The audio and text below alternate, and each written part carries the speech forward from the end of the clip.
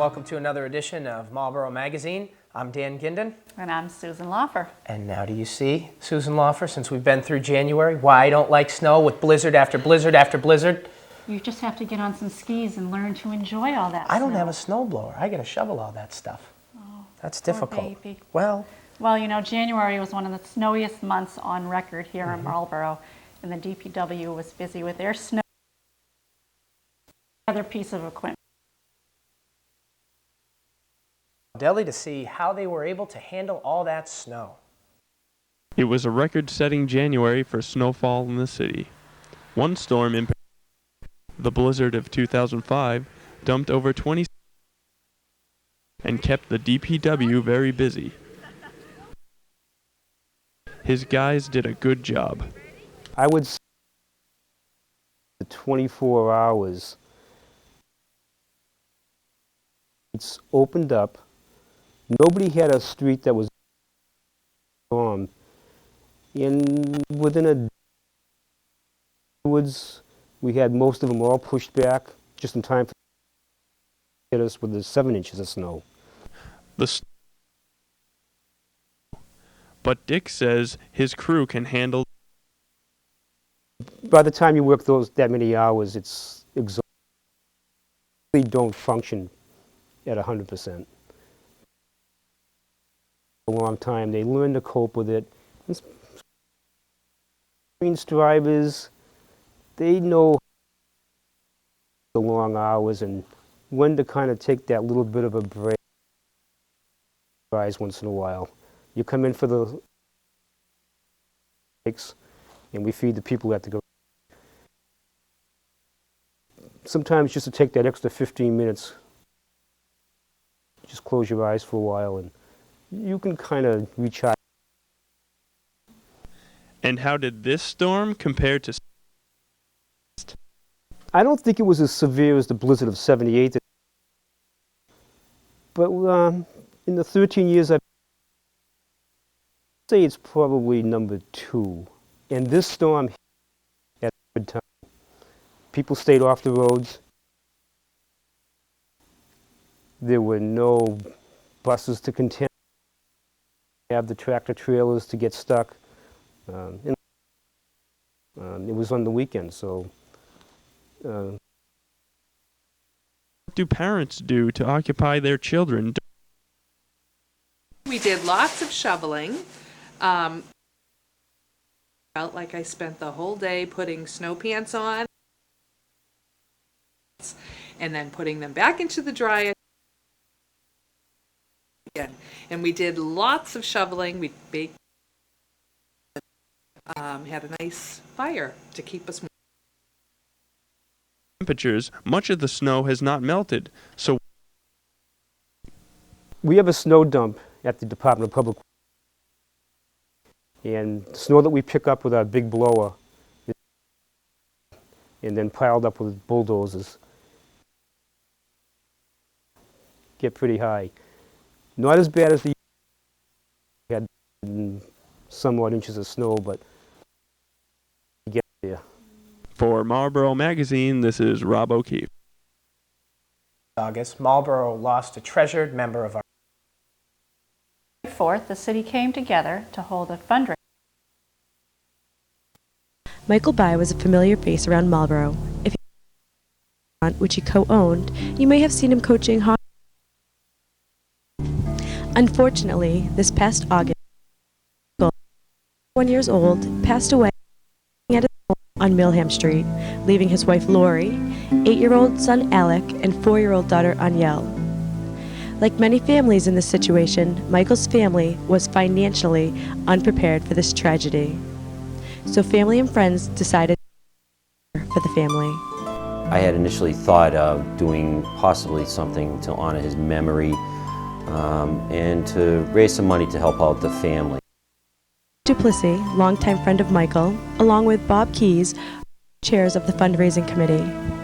I had met Bob Case previously, known that he has run many fundraisers, and I'd seen him at the wake, and then I met him at another fundraiser, and he mentioned to me, he said, "I didn't know that you knew Mike." And I said, well, I actually grew up with him. So he says, what do you think about doing a fundraiser? I said, yeah, that would be great. And when Bob approached me, I figured, well, he's the king of fundraisers, so why not team up with him? I've gotten involved because I own a bar restaurant in Marlborough for the last 30 years, and Michael Bai was a chef for many, many years. And then he ended up buying Pastimes Restaurant with his brother-in-law, Freddie Malloy. And so I knew Michael for almost, I would say, 25 years. And so we became very good friends. And every event that I ever held, I knocked on his door, and he always helped me. So when this tragic thing happened with Lori, Mike and I had to do something for him. And I got together with Scott Duplessis, and we put together a committee. And it's really a nice Mike. It shows what a wonderful person he really was.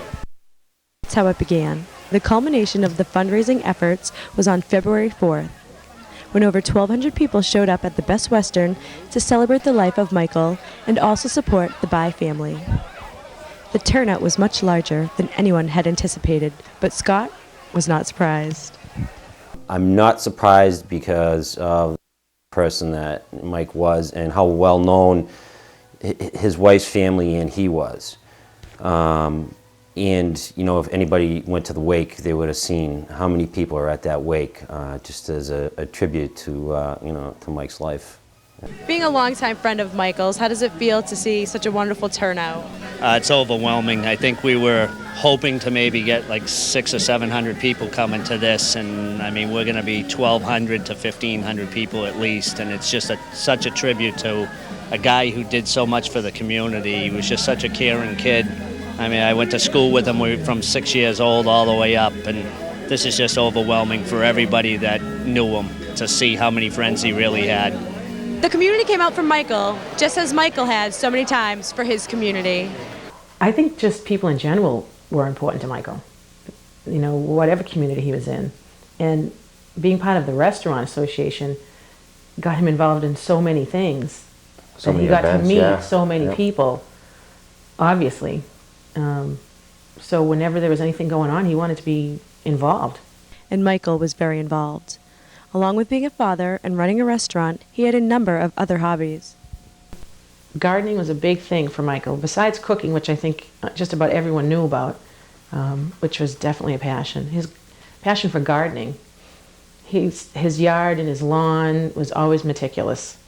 I even look at pictures of the kids outside, and everyone sees the pictures and they say, nobody has a lawn like that. Who does your lawn? Yeah. You know? Michael always did it. Yeah. Yeah, he'd come over my house and say, "Oh, well, what's up with your lawn?" You know. But I mean, both of ours. I mean, we're very meticulous with our yards, and I think that we got that from my dad actually. I think so. Yeah, because everybody knew my family. father, Lenny. He had his lawn was beautiful, and his garden, all his shrubs were like cut perfect, like Mike's yard is, you know, in his garden. And all the farming in your family, boy, his Oh garden. yeah, we grew up out in the whole family. His gardens were always fabulous. Yeah. And of course golf, which Oh. so many people know how much he loved golf. The only guy I know who could play 9 holes a week, throw a ball on the ground and shoot a 37 or 38, and it would get a lot of his guys, they're all breaking each other's back, but he'd play golf once a month with guys that play every day, and he'd still win. You know, great hockey player, great baseball player, just an all-around sports fanatic. Yeah, and he loved doing those things with Alec, taking Alec to the games. Definitely. And that was one of his biggest things. Dave and Lori are very thankful for all those who helped plan this event, and also for those who came out to help support. We're very lucky to have friends like this. I mean, a lot of people can't say that they have people that are this close, you know, to Michael and Lori and the kids. They care enough about a whole family. And both sides of our family, speaking on behalf of everybody. And I'm sure Lori, I would like to thank Bob Kays, Scott Duplessis, who's one of my best friends, and everybody on the committee, which my wife's on the committee, and everybody pouring together, and I don't know how many Monday nights they've been doing this. They've worked hard. And They've been working hard. And they took a lot of time out of their own lives, and I think that was like their way of saying, you know, thanks to Mike over all these, for what he's done to everybody. And I'm a firm believer in what goes around comes around, and it's coming around to Mike right now. Both Alec and Aniel attended the fundraiser, but Lori doesn't believe they will appreciate the magnitude of this event until many years down the road. They'll see all these people that are there, but they won't really understand why they're all there. Alec has a better idea than Aniel because, of course, he's 8 and she's only 4.5. But someday they will. And to have, whether it's a tape or just to be able to go back and show them after years from now, and then they'll really understand. I mean, they think that, of course, that their dad is wonderful, and they should. But they'll be able to see how many other that he was such a great guy too, and not just them. And someday they'll realize Definitely. what this was all about and why. Yeah. And they'll be very proud too.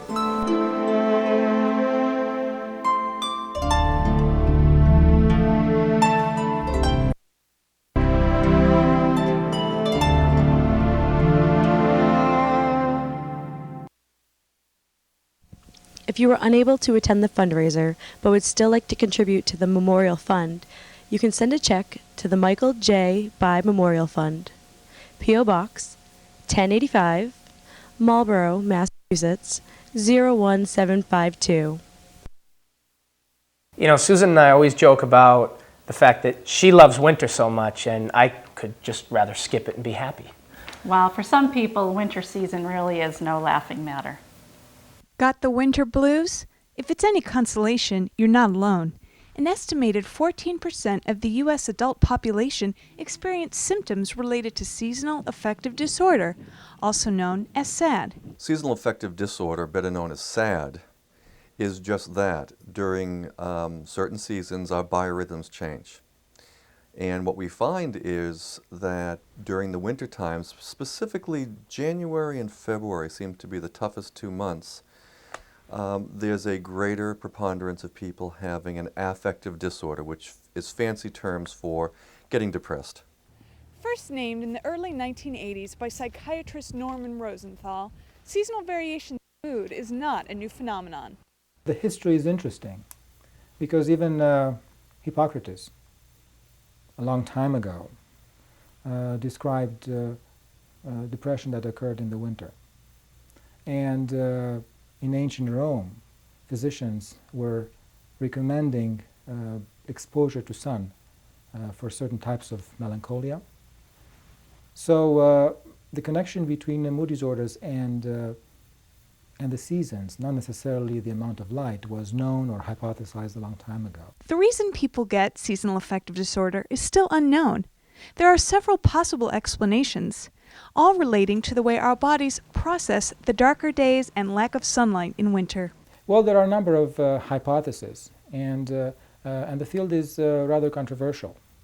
I think the best known theory is called the photoperiod hypothesis, relates to the correlation between depression that happens in the winter and the fall and the changes in the light in those seasons.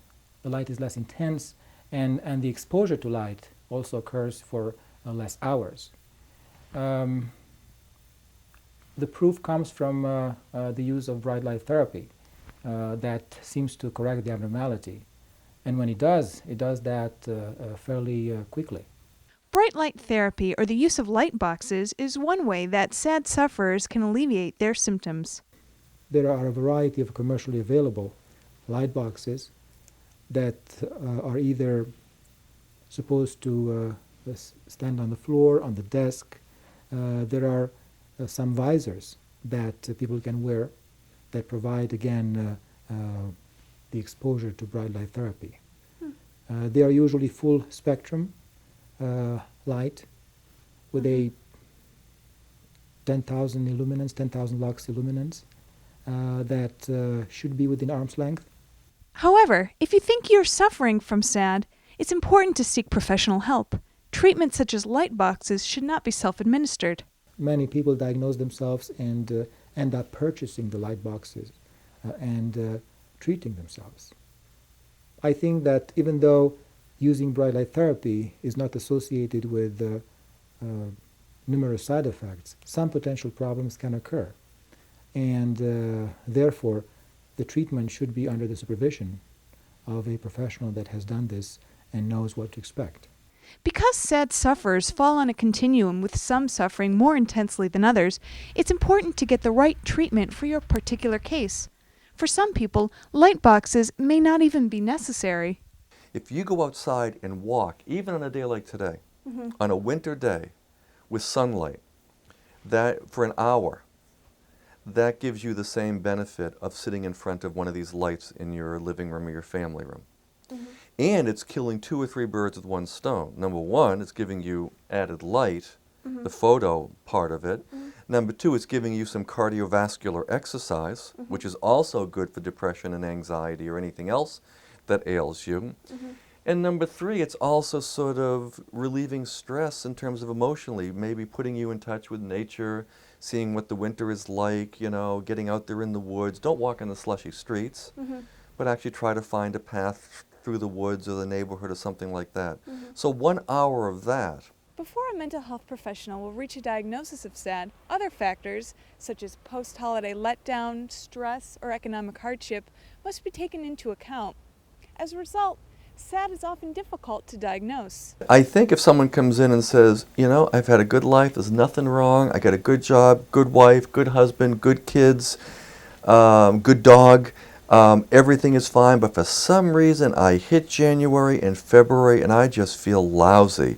And then it clears come April, May. Right. Very, very few people come in like that.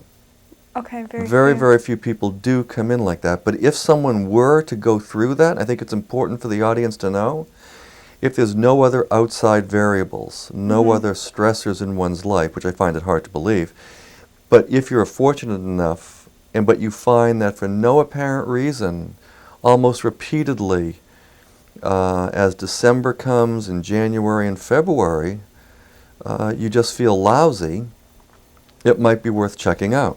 If you think you might be suffering from SAD, or you'd like to learn more about this condition, contact your local doctor or mental health professional, or visit these websites for more information. For Marlborough Magazine, I'm Sophie Burke. Who doesn't enjoy a good vacation? Well, I can't think of anyone who doesn't, but in light of the recent natural disasters, it's important to prepare with that in mind when planning your next vacation. When you're lying on the beach, relaxing on your vacation, the last things you want on your mind are all the disasters that could strike you right at that moment. American Red Cross thinking about those when you're preparing for your vacation. Every family should have a disaster plan, and this plan, the vacation part, should just be one annex of this plan. Some disasters, like the Indian Ocean tsunami, may be too large and comprehensive to plan for. I don't think that anybody could be prepared for the type of situation that we had with the tsunami. It was a natural disaster that just hit and wiped out thousands of people within minutes. Still, although planning for a disaster won't make you invulnerable, it just might increase your chances of survival and will definitely help with your peace of mind. Before you go on a vacation, you want to know about the region that you're traveling in. What are the hazards that you may encounter? What type of disasters could happen? And really have a family discussion about what will happen once you get into the area that you're traveling in. When a disaster strikes, keeping the family together, if you're traveling with a family, is going to be one of your biggest priorities. To accomplish this, there are a number of strategies you can use. Have meeting places. Is it a local restaurant that you can all meet at? Or is it the lobby of the hotel? Or maybe 4 miles out, is there a place, an identified place where you know that if something does happen, everybody will report to that one area. It may take hours, it may take a day, but that is going to be your check-in point. If the family is dispersed, have an emergency contact number that each person can call. We're asking people to put together a list of phone numbers and emergency contact numbers outside of the area that you're traveling in. So let your family members know where you will be. Carry a cell phone and a cell phone charger. As you know, internationally the cell phones may not work, but make sure that you have a calling card. Another important part of your family disaster plan is having a disaster kit that you carry with you at all times. This kit can contain first aid items, medicines, and even a portable radio for keeping in touch with the media should a disaster occur. The contents of your kit will depend on your needs. When we talk about planning for disasters, especially with the elderly, we want to make sure that while they're traveling, they have the appropriate medications with them. And they should be preparing as they leave, making sure that they have all of the medications that they have. If you have a child that has allergies, make sure that you have that EpiPen in their pack, and carry these with a fanny pack, or because if you're in Disney World and there's a disaster, everything that you need may be back at the hotel room, and you may not be able to get back to that hotel room. So have just a little fanny pack or a travel pack that you can carry with you, with your medications, with your personal identification, so that if people were to find you or your personal belongings, they know who you are, and your emergency contact information as well. While the American Red Cross isn't trying to make people paranoid, they do want people to consider all the possibilities before they travel. It's not about scaring people, it's about preparing people. From a hurricane to a fire to a tsunami, there are countless disasters that could happen while traveling. And while it may not be possible to prepare for them all, the better prepared you are before you go on your trip, the better off you'll be. It's, again, knowing the area and really having a good sense of what's around you, a sense of your surroundings. And knowing the agencies to respond to. Know the local authorities, again. I cannot stress that enough. Know where the Red Cross is in that affected area. Know where the hospitals are. And really, it's ask as many questions as you want when you get there. There's no harm in being well educated. For Marlborough Magazine, I'm Sophie Burke. The 8th annual Martin Luther King Jr. celebration was held recently at Marlborough High School, and with a very special guest speaker. I'm gonna march when the Spirit said march. And when the Spirit says march, I'm gonna march, oh Lord. I'm gonna march when the Spirit says march. The 8th annual Dr. Martin Luther King Jr. celebration was held at the Marlborough High School on January 31st. Dr. Bernard Lafayette, once a close friend of the late Dr. King, was the guest speaker. So we don't always talk about the negative things that have happened, and there are lots of material that we can draw upon. But we have to talk about the ideals and the goals and the values that we have in our country. We're born into a country that was born into struggle, and we had to free ourselves as a colony from England. So we talk about our very roots, and we talk about how far we've come and then how far we have to go and where we are now. And unless we learn, as Martin Luther King says, to live together as brothers and sisters, then we will die separately as fools. Dr. Lafayette captivated the audience with his positive, nonviolent message of social change. He also hopes that all races will listen to his and Dr. King's messages of peace. Can you sing that with me? One of the things I would hope is that people will have a greater appreciation for what that struggle was all about. I would hope that blacks would have a greater appreciation for the contribution that white people made in this struggle. Like, for example, the Voters' Right Bill. Who do you think voted to pass the Voters' Right Bill? They weren't blacks because we weren't registered to vote and didn't have any representation. So white people decided that they did not want, to have a country where black people or any other ethnic group could not participate in government in an equal way. They fought for equality and they died in that struggle. I want black people to know that. I'm gonna stop when the Spirit says stop. And when the Spirit says stop, I'm gonna stop, oh Lord. I'm gonna stop when the Spirit says stop. Thank you. That's it for this issue of Marlborough Magazine. I'm Susan Laufer. And I'm Dan Ginden. Thanks for watching. We're going to leave you tonight with a little more of a look at the Martin Luther King celebration held at the Marlborough High School. You can also catch the special in its entirety running on M8 throughout Black History Month. Just check the schedule at www.m8andm10.com. Thanks for watching. And I want to close by singing a song. And you know what? Sometimes you're going to get into situations and you're not going to know what to do. But you know, in the movement, we had a song for everything. We were in jail, we sang about that. On the picket line, we sang about that. And whatever the situation was. Now, here's a song I want to leave with you.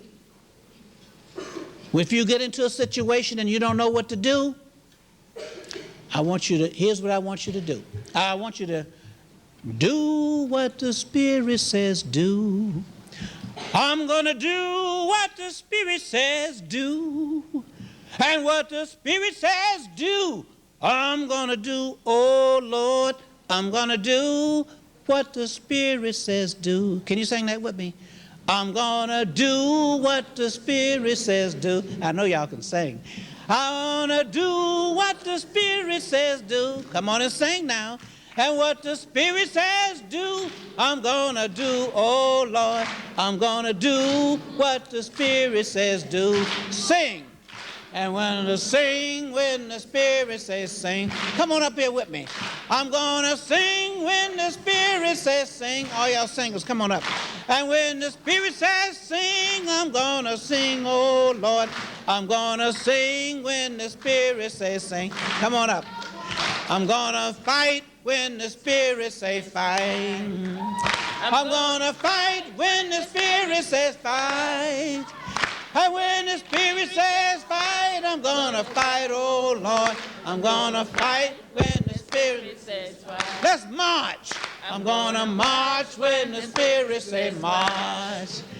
I'm gonna march when the Spirit says march. And when the Spirit says march, I'm gonna march, oh Lord. I'm gonna march when the Spirit says march. I'm gonna pray. I'm gonna pray when the Spirit says pray. Pray now. I'm gonna pray when the Spirit says pray. And when the Spirit says pray, I'm gonna pray, oh Lord. I'm gonna pray when the Spirit says pray. May have to go to jail. I'm gonna jail when the Spirit says jail. I'm gonna jail when the Spirit says jail. And when the Spirit says jail, I'm gonna jail, oh Lord. I'm going to jail when the Spirit says jail. Sometimes you have to moan. I'm gonna moan when the Spirit says moan. I'm gonna moan when the Spirit says moan. And when the Spirit says moan, I'm gonna moan, oh Lord. I'm gonna moan when the Spirit says moan. Sometimes you got to march. I'm gonna march when the Spirit says march. Let me see you march. I'm gonna march when the Spirit says march. And when the Spirit says march, I'm gonna march, oh Lord. I'm gonna march when the Spirit says march. You always got to love. Love when the Spirit says love. I'm gonna love when the Spirit says love. And when the Spirit says love, I'm gonna love, oh Lord. I'm gonna love when the Spirit says love. You got to stop. I'm gonna stop when the Spirit says stop. I'm gonna stop when the Spirit says stop. And when the Spirit says stop, I'm gonna stop, oh Lord. I'm gonna stop when the Spirit says stop. Thank you. Okay.